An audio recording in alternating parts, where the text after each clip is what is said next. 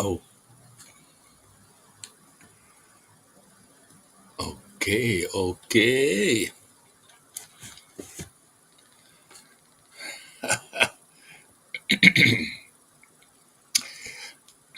A fan wrote in and says, "We can see your nostril hairs." So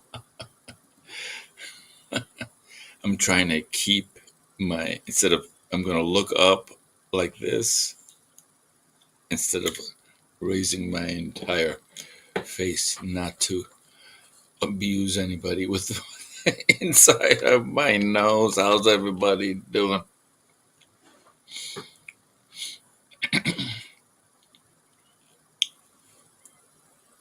All right, let's see how we doing today. Here's what we were working on yesterday. All right, so it's still a little bit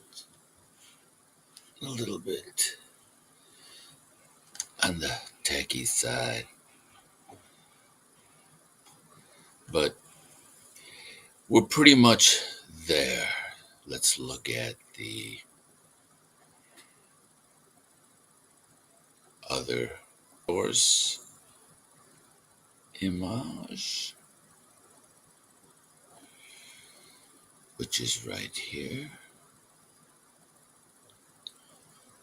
And you always want your source image to be about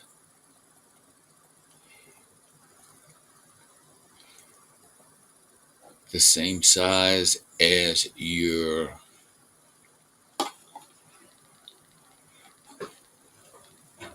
painted image. Let's bring this a little closer.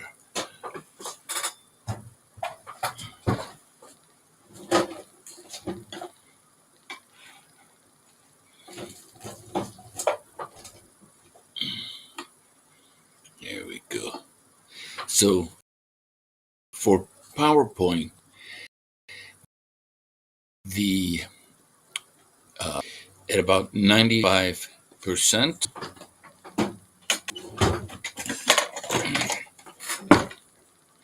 we are at the same size as, so a centimeter on the screen here, over there. Can you see me? A centimeter on the screen is the same as a centimeter here.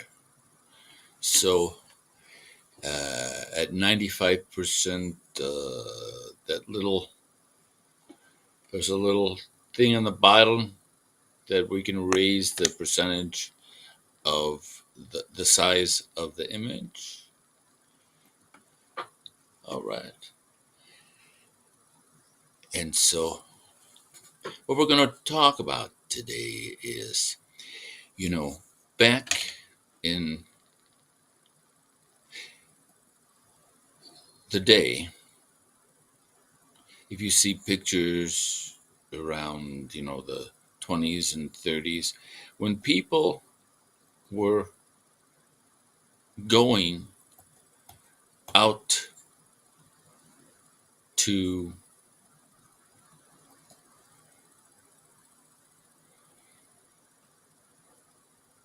anywhere, all right, they dressed up.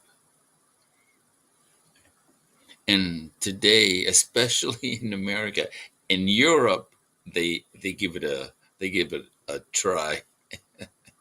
But in America, it's like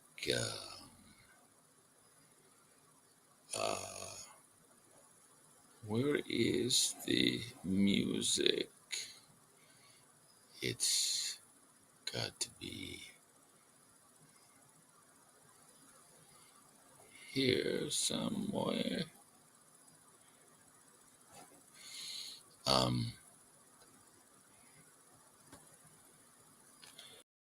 the question is why?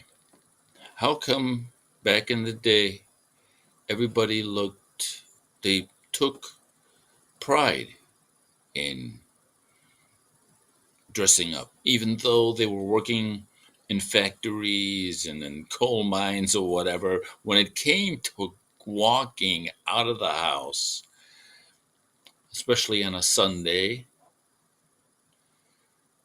people would make the effort to look nice. And how come everybody today looks like that sad guru guy, right? Sadhguru.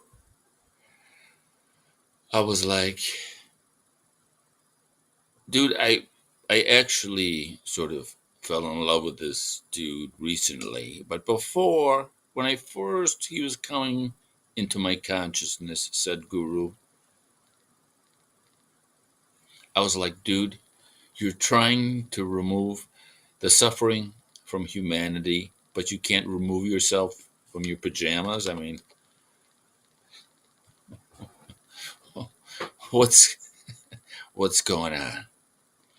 And why is mental awareness meditation? Because athletes like Michael Jordan, the greatest athletes of all time, Phil Jackson, talks about meditation, and he used to tell his players to, you know, get one with the frog. You're jumping higher and higher and higher. And it's, Jerry Seinfeld said that uh, he, the only reason he was able to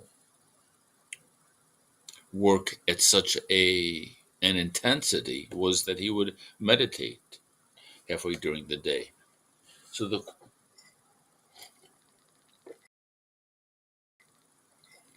the question is, why does this world of inner enlightenment always, everybody looks like they're, what's with this hippy dippy thing? And the reason I believe is that for the last 100 years,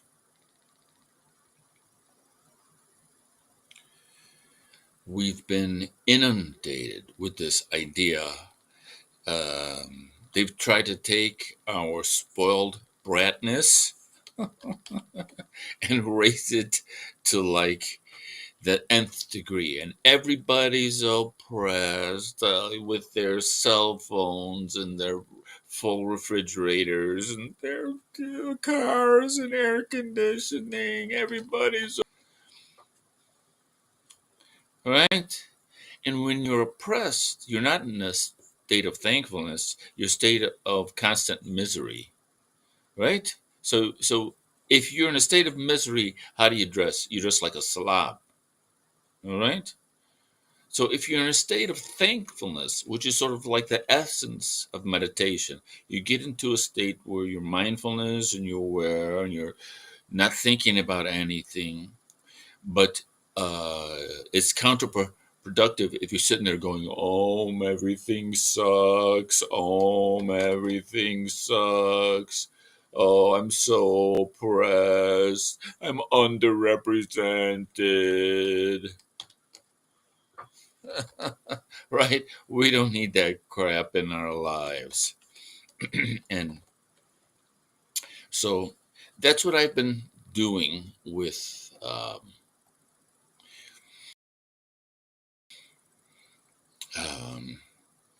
these podcasts because I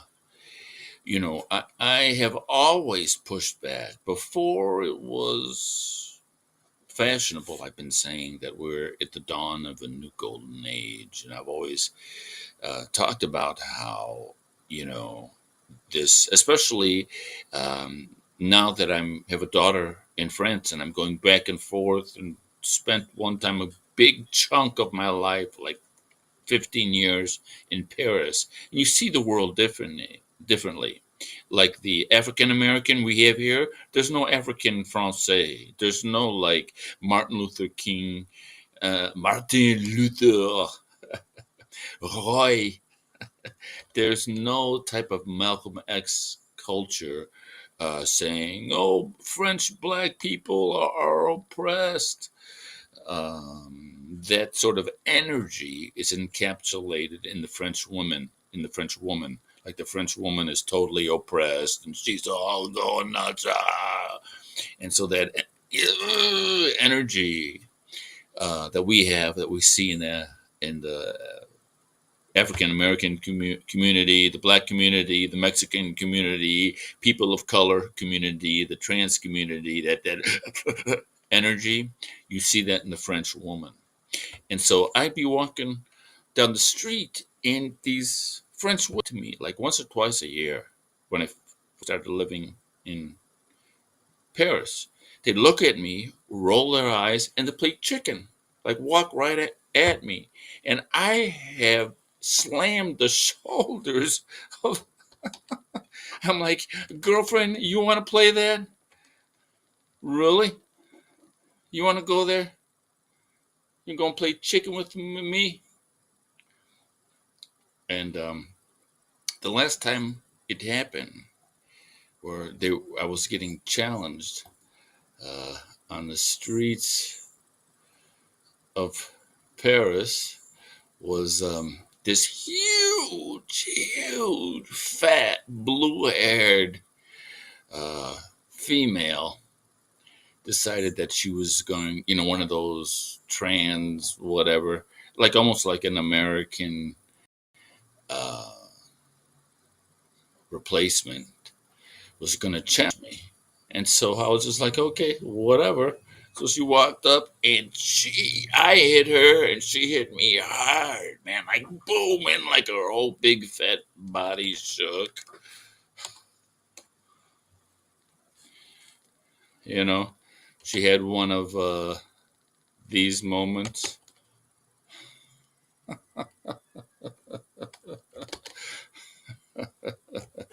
So she didn't pardon, monsieur, c'est pas bon. I was like, shut up, you idiot.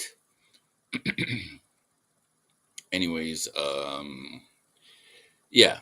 So um, so that uh, I'm oppressed culture is manifested in the French woman, and so I used to be in contact with these French feminists all the time, and I came up with this joke. Two aliens are sitting in a bar at the dark side of the moon, and they're like, "Hey, you want a good laugh?" And I was like, "What?" "Yeah, you remember the French?" And the alien goes, "The French, the French, the French. Oh, the French who teamed up with the British to genocide an entire nation of indigenous people. Oh yeah, the French who then went down to the west coast of Africa and picked up Africans to sell as slaves to the people who genocided the indigenous nation of people. The French who raped Indonesia and turned little tiny penal colonies in tiny little paradise islands into penal colonies. Those French, the guy is, but he goes, yeah, those French. You want to hear the latest? The guy goes, what? Oh, their women are oppressed. So I used to tell that joke to the French feminists, and they'd look at me like they want to kill me. Anyways, so with my art, like I'm celebrating realism, and I'm making fun of abstract expressionism because it's like you're not supposed to make fun of abstract expressionism because it's somehow, close to this leftist ideology. So, you know, painting this just because I'm painting this image of Marlene Dietrich, which is part of a series because her image was rejected in this DEI mural sort of contest. So I was like, really? How is she not the queen of DEI? Right? This is like 1930s. She got a cigarette hanging out of her mouth. She's got a tux and top hat when a woman would get arrested, sometimes for wearing slacks on the street before, women can vote. How is she not the DEI princess? Oh, I got it. She's too feminine and too womanly, too sexy, too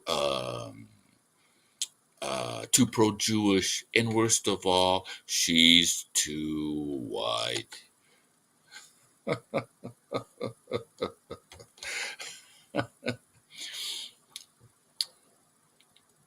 So there's no reason why you can't look good and meditate. There's no reason why you can't paint like Velasquez, even if Velasquez had a slave. That's right. Velasquez had a slave. And and you know what?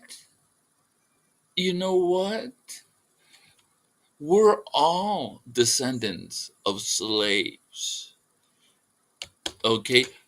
The word slave is not a derivation of the word Negro. The word slave is a derivation of the word Slav. All right. So the Polacks and the Russians and the Ukrainians were all slaves of the holy Germanic tribes who ran the Holy Roman Empire for 1,000 years. That's where the name slave came from. So, you know what? I don't care that Velasquez had a slave. I don't care. I don't care.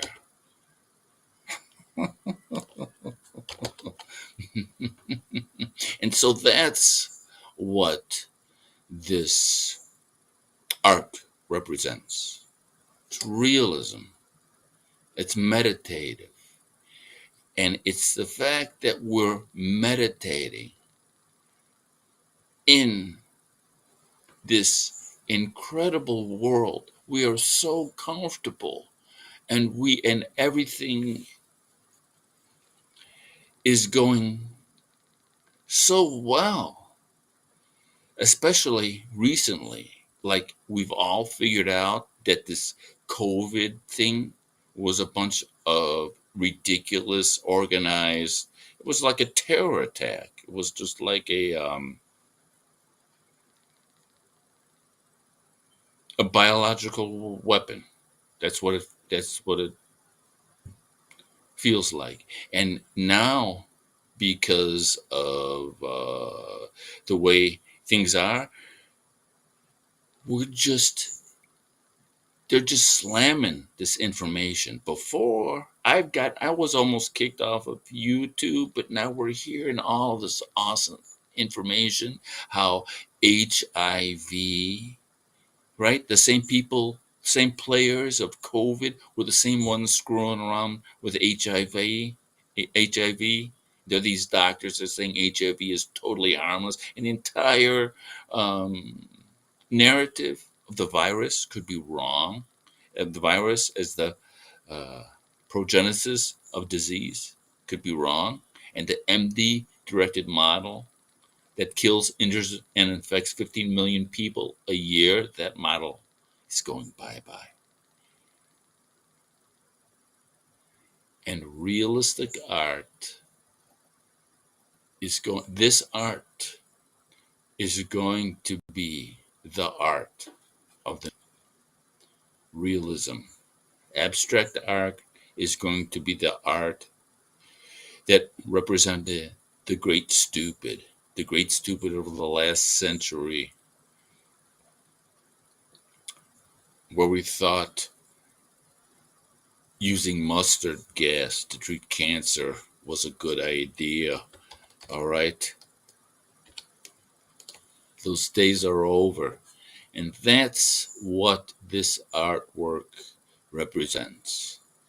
It's a celebration of where we are and how we got there. And I remember talking to a friend of mine who hates Donald Trump, and he was saying, this idiot is trying to destroy what the world loves about America, which is the diversity.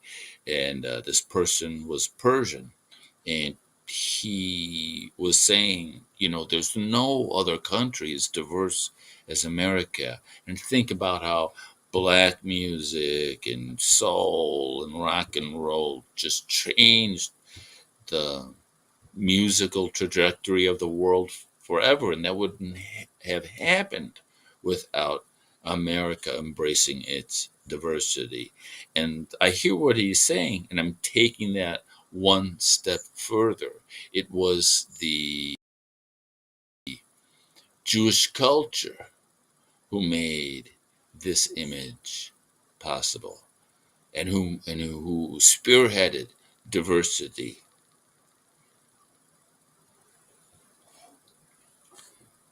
and made America the most diverse country and made diversity glamorous.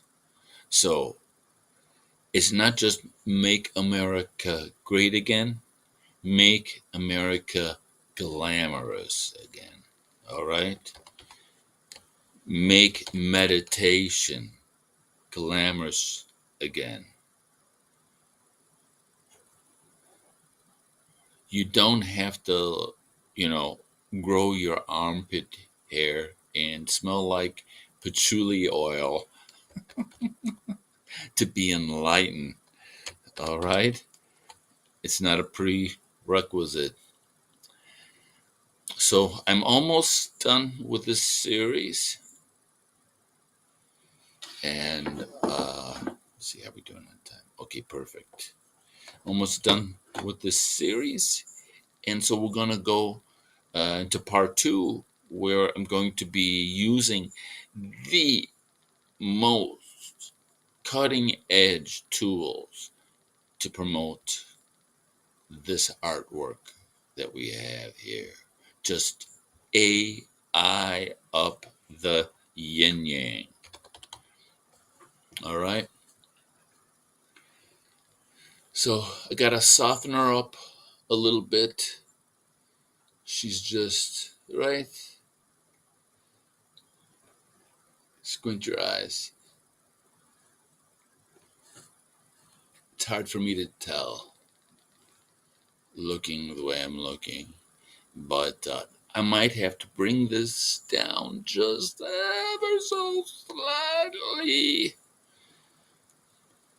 and just keep it moving, define the um, hair more, define the fingers, and just try to soften this up just a little bit. I want to soften these edges up. Wherever the tone meets a tone, I want to get it nice and soft. And so this one was very, very difficult because it taught me a lesson that the best, easiest portraits are when the contrast is in the face. Here, the face is just so delicate in terms of tone. Here, we got a nice big boom. A nice big boom. Yeah. And the black in terms of a boom, in terms of a statement of black and a statement of white right here. But to contour this face, you're working with subtle tones, very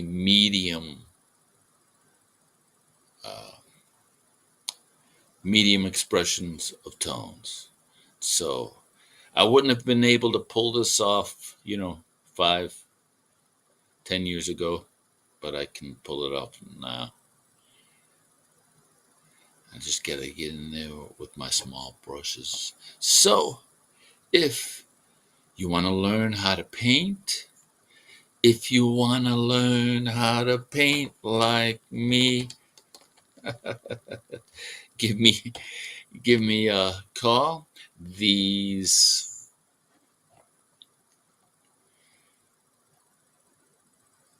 portraits are going to be murals and NFTs and heirloom posters. That's how the revenue stream is coming in. It's just putting the machine behind it to make it happen. And we're going to put the machine behind it. We're going to meditate to get there, and we're going to be thankful for the machine that we're using. All right. So the days of looking like a slob are over. Let's give an applause for that. The days of whining and crying because you're oppressed, those days are over. We're going to make America glamorous again. We're going to make America great again. We're going to make art great again. We're going to make art glamorous again. All right? MAGA, make art glamorous again. Come on. You know it. All right. I sort of,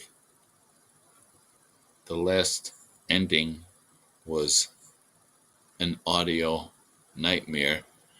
Let's see if I can pull out the outro without being an embarrassment to audio design. All right. Take care. See you next time.